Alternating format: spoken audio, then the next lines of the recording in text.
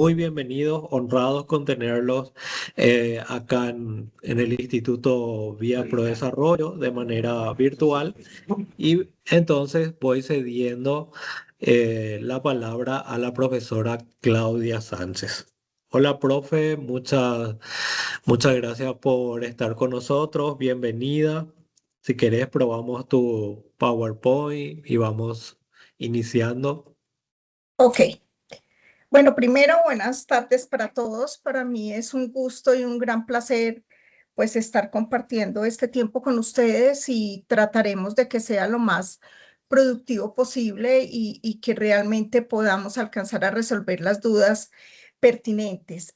No quiero iniciar sin antes darle un agradecimiento al instituto, a Edgar que nos extendió la invitación para estar aquí con ustedes y pues estamos atentos a todo lo que ustedes requieran, a las dudas que podamos resolver y hacerlo lo más, que sea un proceso de retroalimentación para que logremos los objetivos propuestos.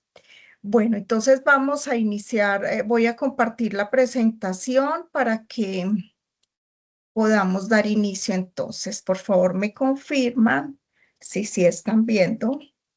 Vemos la presentación, profe, si le puedes dar pantalla completa. Sí, ahora sí, está completa. Ahora sí. Entonces, el auditorio es tuyo, profe, te arrancamos y escuchamos con mucha atención. Bueno, muchas gracias, muy amable. Bueno, vamos a dar inicio entonces a lo que es la actualización de la norma ISO 9001 versión 2026, sin antes dejar claro pues que lo que vamos a presentar son los avances y lineamientos que han salido a la fecha.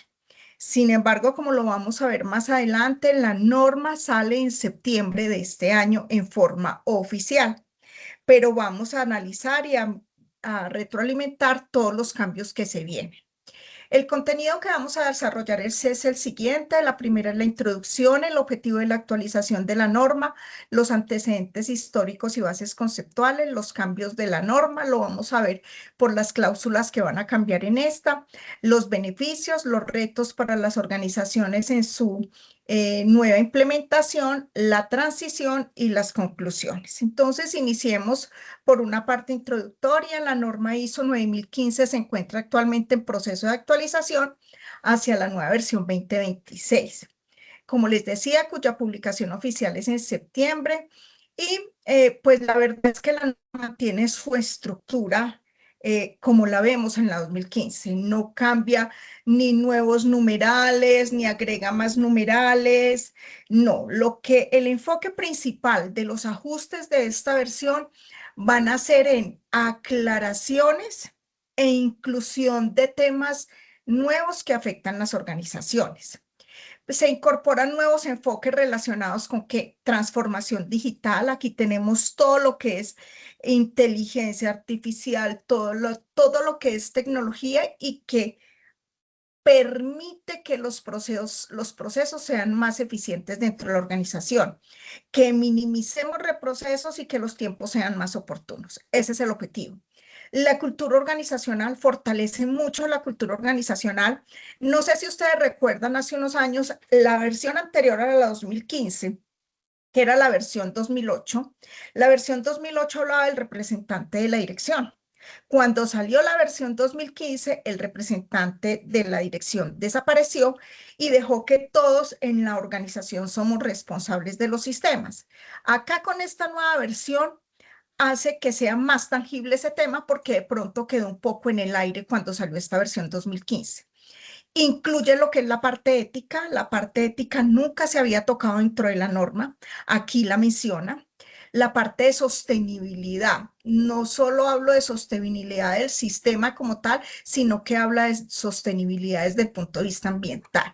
Dejando claro que no es una norma que se convierte en ambiental porque para eso está la ambiental, pero sí incluye este tema de sostenibilidad no solo en el impacto que nosotros generamos con la prestación de nuestro servicio, realización de producto, sino con nuestros asociados, como son los proveedores externos. habla también de resiliencia, que es un tema muy importante y se toca dentro de la norma en forma un poco más tangible, buscando que la norma pues sea y los procesos dentro de las organizaciones sean resilientes, ¿cierto? Que nos podamos adaptar, volver a empezar, volver a ajustar, que muchas veces vemos que los sistemas son demasiado rígidos.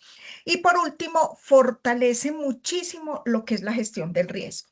Si nosotros vemos en la norma versión 2015, la gestión del riesgo simplemente se menciona y habla de riesgos y oportunidades. En esta versión hace la salvedad de qué es el riesgo y qué es la oportunidad y cómo se debe tratar. Estos son como los cambios generales. Miremos, el objetivo de la actualización de la norma, esta revisión busca modernizar los sistemas de gestión, adaptar la norma a entornos digitales y cambiantes, lo que les decía ahora, para ser más eficientes, fortalecer el liderazgo y la cultura de calidad. Miren que lo que les mencionaba ahora, que teníamos como era el compromiso del acta de dirección, aquí se hace un poco más tangible, integrar la sostenibilidad y la resiliencia organizacional y mejorar la compatibilidad con las otras normas mientras la estructura armonizada. Hago un poco claridad sobre qué es la estructura armonizada. Si nosotros veíamos anteriormente, tú mirabas la 14.000, tú mirabas la 27.000, las diferentes normas y cada una tenía una estructura diferente. Si nosotros miramos hoy las normas, todas tienen la misma estructura en cuanto a sus cláusulas, en cuanto a sus numerales. Esta norma mejora la compatibilidad, perdón, para que sea mucho más sencillo para aquellas organizaciones o entidades que tienen sistemas integrados como son 27.000, 14.000, 45.000, 9.001, que tienen muchas normas dentro de su sistema y están certificados, hace más sencillo su integración y su implementación. Miremos los antecedentes históricos y bases conceptuales, por qué se dan estos ajustes y estos cambios en la norma. Voy a poner el ejemplo de Colombia. En Colombia existe el ente certificador y normativo que se llama ICONTEC. Ese ente certificador hace parte de las mesas de trabajo de la ISO a nivel internacional. Entonces, ¿qué hicieron ellos para poder hacer los ajustes de esta norma? Recogieron de los empresarios que tienen implementados sistemas aquellos aspectos que ellos ven que la norma debe fortalecer o mejorar, y esos fueron los insumos y los elementos para realizar las mesas de trabajo y poder hacer un primer borrador y llevar a esos ajustes de la norma. Por ejemplo, en Colombia, algunos de los aspectos que se recogieron fueron fortalecer el capítulo de riesgos, porque la verdad es un poco ambiguo y sobre todo, pues de pronto el riesgo yo sí lo defino, pero cómo lo manejo con las oportunidades, dar mayor claridad sobre las oportunidades, incluir aspectos de los costos de la no calidad, que muchas veces eso no es tan tangible, la continuidad del negocio, el trabajo virtual, que mire que por allá hablamos un poco de resiliencia, eso tiene que ver con el trabajo virtual, que ya hoy tenemos que tener la capacidad de adaptabilidad a este tipo de trabajo, el uso de tecnologías de la información, entre otros. Entonces, se recogieron estas informaciones cuyo insumo fue por parte del sector productivo y los empresarios y se formaron. Así se hizo a nivel mundial y a raíz de eso se hicieron los ajustes de la norma. Miremos la actualización de la norma. La estructura armonizada aplicable a todos los sistemas. Se incluyen términos y definiciones que lo tienen todas las normas. Se incluye el cambio climático como cuestión pertinente para el análisis de contexto. ¿Qué quiere decir? Hay un numeral que es análisis de contexto. Dentro del análisis de contexto, nosotros tenemos que ver cómo impacta el cambio climático en nuestra prestación del servicio. Ustedes me van a preguntar, sí, es mucho más sencillo considerar esto en empresas de producción, porque generamos desperdicios, somos más tangibles y lo podemos medir y lo podemos trabajar. Pero en las empresas de servicio también lo podemos hacer con el trabajo que hace cada uno. Si tenemos implementada la 14.000, pues va a ser muchísimo más fácil, pero si no, es incluirlo. Se cambia mantener por conservar, se cambia mantener y conservar por disponer información documentada. Si nosotros vemos a la versión 2015, la versión 2015 usted debe mantener y conservar información documentada. Ahora no, ahora se dice usted disponer información documentada. Incluye la planificación de los cambios. Recuerden que la planificación de los cambios en las auditorías siempre es como el punto crítico, porque le preguntan al auditado, muéstreme la planificación de los cambios o que tiene usted implementado de cambios, aquí lo hace un poco más tangible. Y en el numeral 10 aborda la mejora continua y no conformidad y acciones correctivas, o sea, lo hace un poco más al detalle. La estructura armonizada también me habla del anexo SL, los números y títulos de los capítulos, los títulos de las cláusulas, los textos y términos comunes y las definiciones básicas. Los sistemas de gestión en lo posible no deben desviarse de esa estructura armonizada. ¿Cierto? Esto pues es más aplicable para aquellas entidades o organizaciones que tienen varios sistemas. Si se requiere alguna desviación, yo la tengo que sustentar y la tengo que justificar dentro de mi sistema de gestión de calidad. Pero la verdad es que esta estructura armonizada hace que sea mucho más sencillo su implementación. Vamos a la actualización de la norma, los cambios que se dieron. Frente al tema del liderazgo, si en el 2015 yo hablaba de enfoque en compromiso de la dirección, aquí se hace mayor énfasis en la cultura de la calidad y el comportamiento ético. Cuando hablamos de riesgos, en la versión 2015 hablamos de riesgos, oportunidades tratados conjuntamente. Aquí lo separan y es más claro entre riesgos y oportunidades. Transformación digital. Miren que en la versión 2015 eso no es tangible, eso no se ve por ninguna parte. Aquí se habla de exclusión de inteligencia artificial, automatización y todo lo que tiene que ver con lo digital. Cambio climático solo mediante la enmienda 2024 para las 14.000. Aquí se integra directamente en el contexto. La resiliencia está implícita, ¿cierto? Pero lo que es implícito no es auditable. Aquí ya se pone más como requisito fortalecido. La gestión de los proveedores en la ISO es lo que vemos en la gestión de proveedores, los requisitos y lo que tienen que cumplir. Aquí hay mayor control sobre la cadena de suministros de terceros. En el factor humano se habla de competencia y toma de conciencia. Aquí ya empezamos a hablar de bienestar, participación, seguridad y seguridad psicológica. Miren que en este se amplía un poco más. En la evidencia documental aquí es flexible, quedaba muy a criterio de la organización. Acá en esta se hace un poco ya más enfoque de integralidad y de confiabilidad digital. Yo puedo manejar aquí de pronto ya damos un gran paso a que yo lo maneje en forma muy integral. La estructura habla de las estructuras armonizadas. Lo ético y organizacional no está incluido en la versión 2015. Aquí sí se incorpora formalmente. Aquí voy a hacer una claridad. Si yo soy una entidad del Estado y tengo mi código de ética, mi manual de ética, simplemente lo integro a mi sistema de gestión. Miren que yo tengo que tener claro que los sistemas de gestión no me deben generar más trabajo. Todo lo contrario, deben estar tan armonizados con lo que tenemos que podamos facilitar y utilizar lo que tenemos. Pongo un ejemplo sencillo como para que veamos que muchas de las cosas que mencionamos acá, decimos, no, va a ser muy complejo. No, muchas de esas las tenemos. Por ejemplo, un CRM, pues eso es lo que utilizamos para, digamos, el manejo de quejas, reclamos, manejo de correspondencia. Eso en cierta forma es una automatización. Eso lo podemos incluir dentro de todo lo que tiene que ver con transformación digital, potencializándolo para que nos agregue más valor, ¿cierto? Ok, vamos a mirar los cambios por norma, por cláusula. En la cláusula 4, que es contexto de la organización, el nuevo enfoque es que hablamos de cambio climático, de sostenibilidad, de resiliencia y entorno digital. ¿Qué quiere decir? Cuando hablamos del contexto interno y externo, simplemente incluimos estos aspectos y le hacemos el análisis correspondiente. La mayoría de las veces el contexto lo trabajamos a través de un DOF o un DAFO, como lo queramos llamar o como lo llamemos. Ahí podemos incluir estos aspectos. El impacto, las organizaciones deberán demostrar cómo estos aspectos o estos factores afectan sus procesos y los resultados. Relevancia en 4.1 y 4.2, las organizaciones deben evaluar si el cambio climático afecta su capacidad para lograr los resultados previstos. Ejemplo, les voy a poner un ejemplo para que quede muy claro.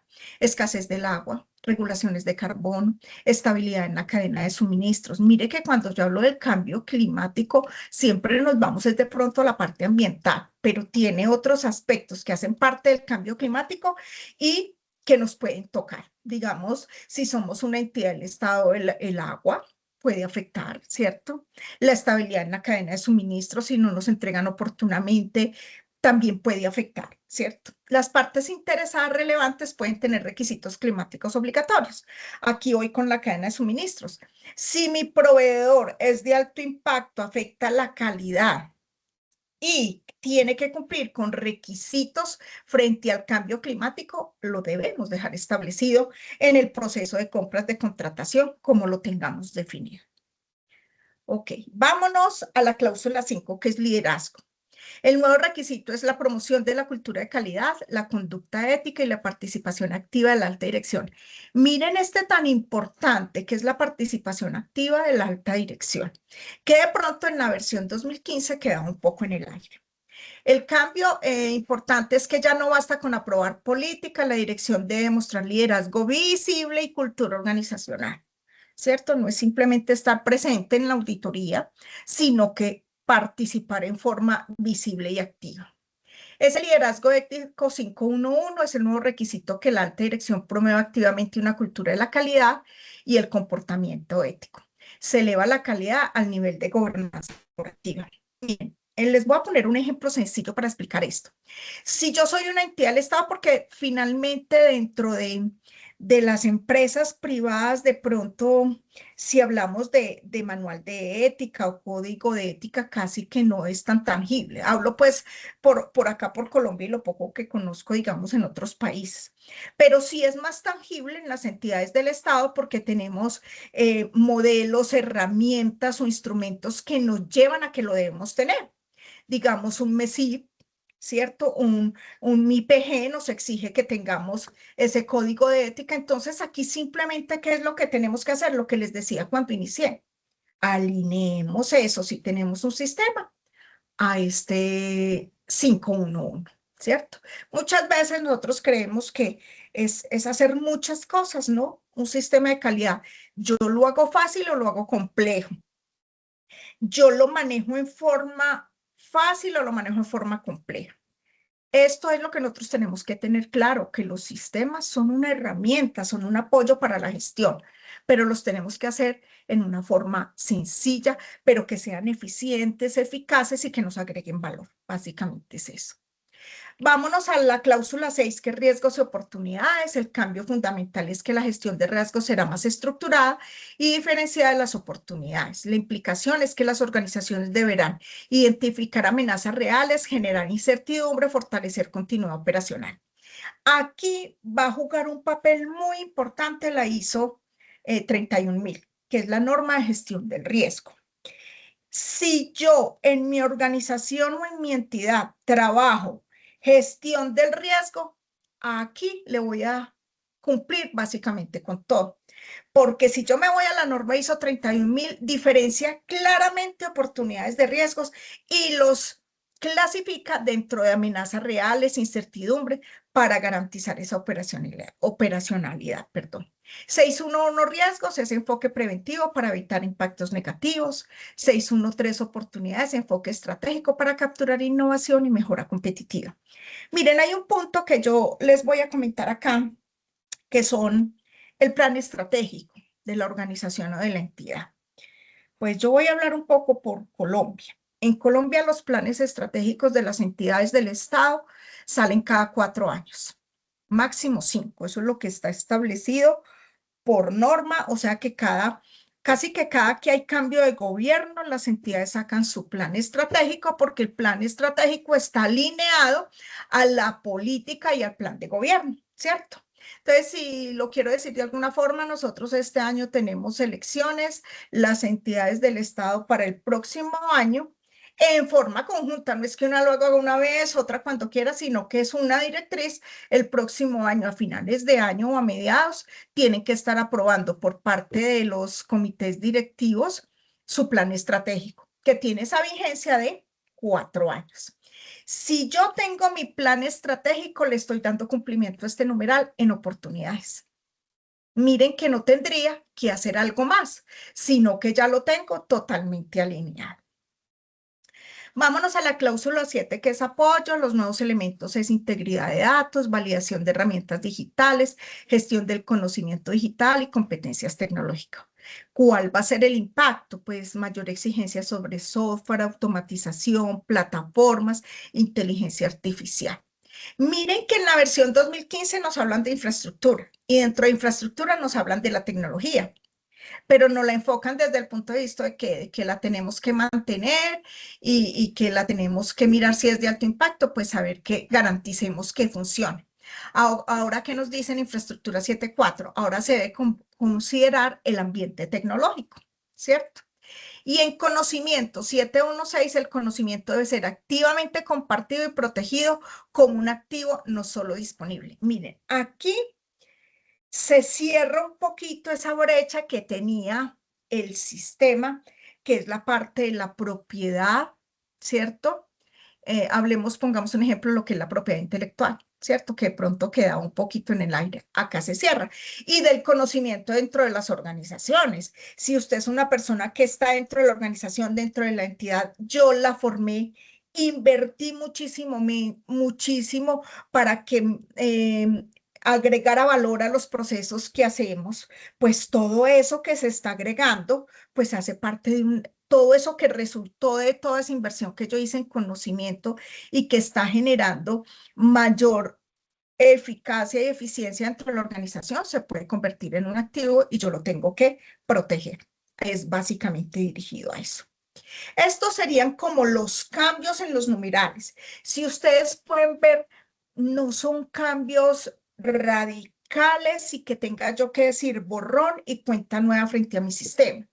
Son más aclaraciones y detalle de aquello que nos va metiendo como en la nueva era. Y que lo hacemos y que lo estamos haciendo. Cuando una entidad, una organización invierte en algo nuevo que está haciendo, pues está tratando de mejorar y es simplemente que eso quede controlado. ¿Cuáles son los beneficios? Hablemos de los estratégicos, sistemas de gestión más modernos, mayor alineación con la transformación digital, mejor preparación frente a la crisis, incremento de la confianza de los clientes y partes interesadas, y es una integración más sencilla con las normas 14, 45 y 27.000, básicamente. Los beneficios operacionales es mejor control de riesgos, procesos más digitalizados, mayor eficiencia documental, perdón, mejor toma de decisiones basadas en datos y reducción de fallas y reprocesos. Aquí hay un punto muy importante que es mejor toma de decisión basadas en datos. Muchas veces en las entidades generamos muchos datos, mucha información, pero no lo utilizamos para la toma de decisiones. Entonces aquí es, si usted generó esto, pues ¿para qué le sirve? ¿Cierto? Que muchas veces generamos y no sabemos qué hacer con ello. Y la reducción de fallas y reprocesos. En los beneficios estratégicos tenemos sistemas de gestión más modernos, mayor alineación a la transformación digital, mejor preparación frente a la crisis, incremento de la confianza. Bueno, esta era ya la había mirado. Los beneficios operacionales, mayor control de riesgos, eficiencia documental, pues que también ya las revisamos. Los beneficios culturales es mayor compromiso del personal, la cultura de mejora continua fortalecida. Mire que esto sí es un gran valor que de pronto se le había quitado frente a la versión anterior. Aquí se fortalece. Un liderazgo más participativo también y el incremento de la conciencia organizacional. Básicamente, pues esos son como los beneficios. Los retos técnicos son adaptación a la tecnología, validación de sistemas digitales, gestión de ciberseguridad asociada a la calidad, integración de datos confiables. Los culturales es cambiar los modelos tradicionales de liderazgo, generar cultura ética y de calidad real y reducir la resistencia al cambio. Esto no es tan complejo. Este es uno de los temas menos tangibles que de pronto pueden ser complejos, pero van directamente alineados y relacionados con la forma en cómo yo defino mi sistema. Si es un sistema amigable que muestre resultados, que yo vea resultados, que mejore la calidad del servicio, mejore todo lo que hacemos, el sistema va a ser, el reto cultural va a ser muy bueno y se va a ver tangible. Pero cuando son sistemas dispendiosos, onerosos, que generan más trabajo, más papel, más complique, pues esta cultura de calidad real y esa resistencia al cambio va a ser mucho más complejo de manejar. Los retos documentales es actualizar matrices de riesgos, ajustar procedimientos, revisar el contexto organizacional, incorporar la sostenibilidad y la resiliencia. Y los retos económicos es invertir en capacitación, en tecnología, en automatización y en consultorías especializadas si se requieren, ¿cierto? La transición de la norma es igual como siempre se ha hecho cuando hay un ajuste de la norma y una actualización. La norma, la publicación oficial es en septiembre del 2026. El inicio de periodo de transición empieza en septiembre del 2026 y tú ya como organización tienes 3 años para poder ajustarse. ¿Qué quiere decir? Tu certificado con versión 2015 permanece en el 2026, en el 2027, en el 2028 y ya en ese seguimiento ya lo tienes que hacer con esta nueva versión, porque ya esa nueva certificación pues tiene que ser con la versión 2026. O sea que tienes 3 años para hacer esa transición. Es básicamente eso lo que nos pide. Las organizaciones migran progresivamente y las auditorías de transición podrán integrarse con auditorías de seguimiento o recertificación según se requiera. Las conclusiones, pues la transición de la ISO hacia la ISO 2026 nos representa una revolución que ocurrió como la del 2008 al 2015, que mire que sí fue que pasamos de 7 numerales, eran 7, sí, 7 a 10, y que fueron muchos cambios. Aquí no, como les dije en un principio, son pequeños, pero que los tenemos que involucrar, pero que también podemos buscar dentro de la misma organización que tenemos y es simplemente integrar. Está enfocada en digitalización, resiliencia, sostenibilidad, liderazgo y cultura organizacional. Las organizaciones inician tempranamente su preparación, tendrán ventajas importantes en competitividad, eficiencia y adaptación estratégica. También es importante aclarar que al tratarse de una versión en fase final de borrador, pues algunos detalles podrían cambiar, aunque pues esto que ya nos han dicho y nos han establecido, pues casi que podríamos decir que es lo definitivo, pero pues ustedes saben que hasta no tenerla en la mano en septiembre, no tenemos la versión final. Pues básicamente esto en una forma pues muy concreta es los cambios que trae la norma, lo que nos pide la norma y lo que tendríamos que hacer frente a los cambios de la norma. Para concluir, yo que les digo es verla con un enfoque de valor agregado. Es mirar mi empresa que tiene tantas cosas y hemos hecho tantas cosas que de eso se acomoda esos cambios para yo irme ajustando. No es borrón y cuenta nueva. Creemos siempre que casi que esto es borrón y cuenta nueva y no lo es. Pues básicamente sería eso. No sé, Edgar, si tienen preguntas, dudas. Muy interesante, profe. Sí, justamente para ir analizando y justamente acá los compañeros están lanzando sus preguntas.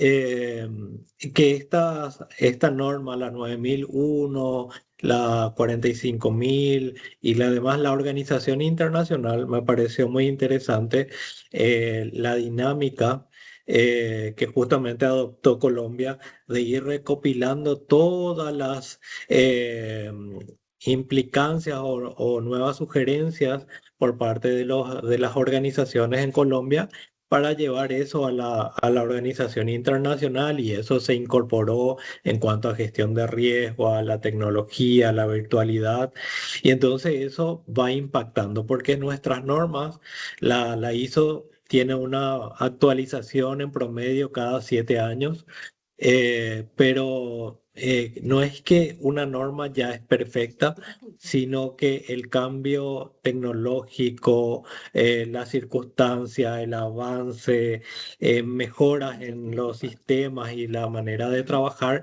empuja a la organización internacional a también adaptar esta nueva versión, las versiones de la ISO para ser más eficiente y, como dijiste, no ser un borrón y cuenta nueva, sino adaptar, mejorar, y tampoco que los sistemas de gestión te agreguen más trabajo. Al contrario, internalizar y armonizar con lo que uno ya está haciendo, ¿verdad?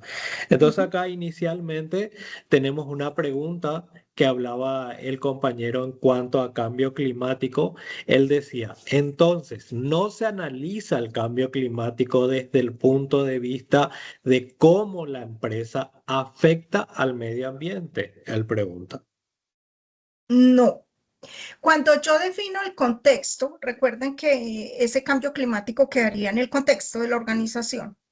Cuando yo defino mi contexto, yo entro a analizar cómo puede afectar mi producto, mi servicio, qué impacto puede generar en el cambio climático. Entonces, por eso yo les decía muy claramente, si estoy hablando de una empresa de manufactura y de producción, pues va a ser mucho más tangible y mucho más sencillo. Estoy hablando, qué sé yo, si yo tengo una empresa que genera derrames de alguna forma o tiene algo que puede afectar el medio ambiente, pues yo simplemente lo incluyo dentro de mi contexto. ¿Y qué hago? Defino el análisis y cómo voy a controlar eso para que no afecte el cambio climático. Ojo, haciendo la claridad que estoy hablando del tema ambiental porque lo tendemos a confundir con el tema ambiental, porque yo puedo estar certificado en ISO 9001, pero no estar certificado en 14000. Pero Claro. resulta que como la norma y la ley me obliga que si yo tengo, por ejemplo, residuos, yo los tengo que tratar y controlar. Si yo ya estoy haciendo eso, es sino integrarlo dentro de mi contexto y hacerle un seguimiento. Es que miren que aquí es donde vamos y lo que les decía yo ahora. Nosotros muchas veces cuando hacemos los ajustes a las normas o estamos en transición, nos ponemos a inventar y a escribir y a escribir y a escribir para cumplir. No, muchas veces usted ya lo está haciendo, es simplemente llévelo a donde lo tiene que llevar. Aquí no es hacer ni un análisis, ni una matriz, absolutamente nada de eso. Es mirar cómo le afecta. Vámonos a una empresa de servicios, ¿cierto? Si yo hablo de una empresa de servicios, voy a hablar, digamos, de aquí de la entidad del SENA, ¿sí? El SENA tiene una periodicidad donde hace un análisis de los equipos de cómputo que utiliza con los aprendices. Y ustedes saben que esos equipos tienen una vida útil. Después de que se acabe esa vida útil, pues esos equipos se donan o se destruyen, ¿cierto? Pero eso va a contribuir al cambio climático. Y mire que yo soy una empresa prestadora de servicio porque es formación. Lo mismo puede suceder con el instituto. Entonces, es básicamente dejar claro dentro de mi contexto eso cómo lo voy a hacer que no me afecte ni me lleve a un cambio climático, porque recuerden que esa destrucción de esos equipos sí pueden afectar, pues de una forma u otra, la parte ambiental. ¿Es claro ahí la explicación? Sí, profe, espectacular. Y viendo acá también otros comentarios, hablan de que la IA es algo indispensable a lo cual tendemos y todos estamos empezando a usar, o ya muchos ya están incorporando a procesos organizacionales o a automatización, que es algo indispensable hoy, dice la compañera Gabriela Cruz.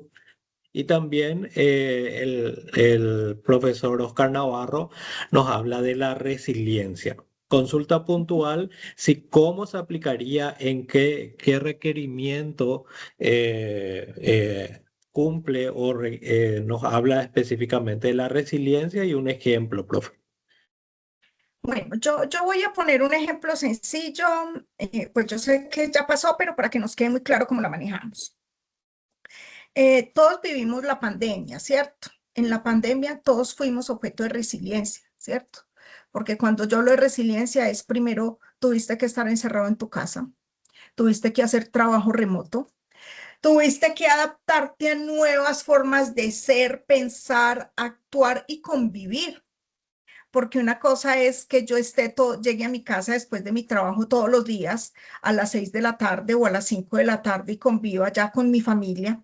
Y otra cosa es convivir las 24 horas porque teníamos que estar todos juntos, pero respetar los espacios para trabajar, porque teníamos que trabajar virtual. Y de que eso no afectara, porque si éramos 4 personas en la casa, que los 4 trabajábamos remotamente, ¿qué nos tocó hacer? Buscar un espacio para cada uno donde pudiera trabajar sin interrumpir al otro, ¿cierto? ¿Eso es qué? Eso es resiliencia para yo poderme adaptar a todos esos cambios. Entonces, miren que ahí es donde me dice la norma.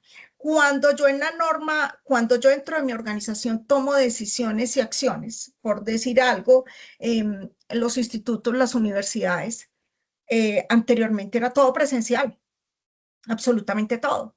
Ahora no, ahora es virtual, ¿cierto? Con encuentros sincrónicos o presenciales donde hacemos retroalimentación de los procesos. Eso fue un cambio y ahí hubo resiliencia. Entonces, a eso es que vamos con la resiliencia. Lo que pasa es que, ¿por qué lo toca la norma? Porque hay muchos cambios en las entidades y en las organizaciones. Por ejemplo, aquí en Colombia, en las entidades del Estado, ya hay trabajo en casa. Entonces usted puede decir, yo voy a trabajar en casa, en la entidad voy 2 días y trabajo 3 días en mi casa. Entonces la entidad que tiene que hacer, proveerle su computador, su escritorio, su silla, porque yo le tengo que garantizar las condiciones de trabajo a la persona, ¿cierto? Y eso es resiliencia. Entonces, mire que estoy poniendo ejemplos así generales, pero es analizar dentro de mi organización, mi entidad, que debo mirar yo que me lleve a la resiliencia, ¿cierto? Muchas veces el cambio de estructura organizacional me lleva a ser resiliente, ¿sí? Es básicamente eso. Profe, y otra consulta también como comentario. ¿Ustedes están, tanto las instituciones públicas o privadas o algunas en conjunto, visualizan también los ODS al momento de trabajar con los objetivos, eh, con con el punto de sostenibilidad, con el punto de cambio climático? ¿Trabajan los objetivos de desarrollo sostenible? Pues a ver, lo que pasa es que, digamos, si yo hablo de una entidad como el SENA es una entidad que está certificado en 14, 45, 27, 9001. Entonces, pues tiene todo eso estructurado, ¿cierto? Y dentro de su plan estratégico, pues hace parte y pues como les decía yo ahora está alineado al plan de gobierno. Entonces está establecido, pero sí hay una normatividad muy grande y muy específica y muy al detalle, que así tú no tengas ni tengas implementado siquiera 14.000, que te hace cumplir con toda la parte ambiental y de cambio climático. Entonces, al existir toda esa normatividad, era lo que analizábamos nosotros y lo que veíamos en el Congreso de Calidad el año pasado en Cartagena, que presentaron todo esto de sostenibilidad y decían, en este país con esa normatividad tan al detalle, casi que tú tienes un avance muy grande para darle cumplimiento al cambio climático, ¿cierto? ¿Qué toca? Empezar a mirar todo eso entre las organizaciones, cómo lo estamos haciendo, o mirar qué normatividad tenemos que nos aplique y que la podamos alinear. Por eso quedó muy estratégicamente ubicada en el contexto, porque ustedes saben que en el contexto habla de factores internos, externos, y ahí yo la puedo dejar de acuerdo al impacto que me genere. Básicamente es eso. Ok, profe, muchas gracias. Para ir cerrando, como tenemos dos tiempos Sí. bien diferenciados, uno con los cambios futuros que se vienen de la nueva versión de la ISO y otro hablar un poco de MIPG y el vínculo Ujú. del MESI, de la ISO con el MESIP y el MESI colombiano y hablar un poco de eso.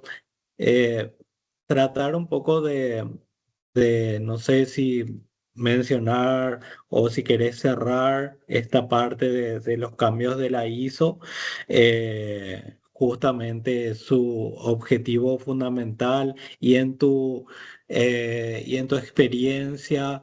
estos cambios normalmente agregan valor, nos traen mucho trabajo, nos cuesta adaptarnos, o, en tu experiencia, profe, si podrías manifestarnos eso como último comentario para después pasar ya al otro Ok, tema. sí.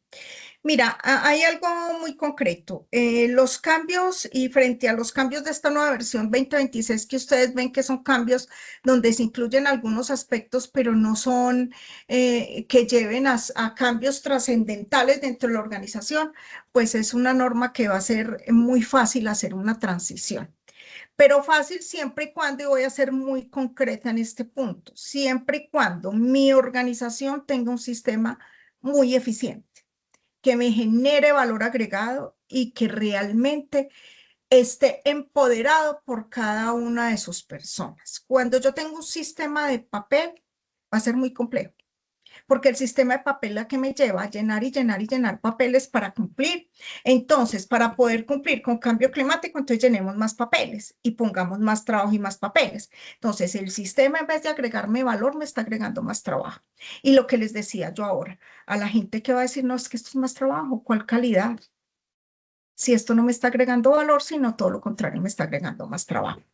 En la experiencia que hemos tenido en el Congreso de Calidad que hubo el año pasado, realmente el participar de los empresarios y del sector productivo para ellos fue que estos ajustes en la norma lo que va a permitir es que les agregue más valor en sus procesos, ¿cierto?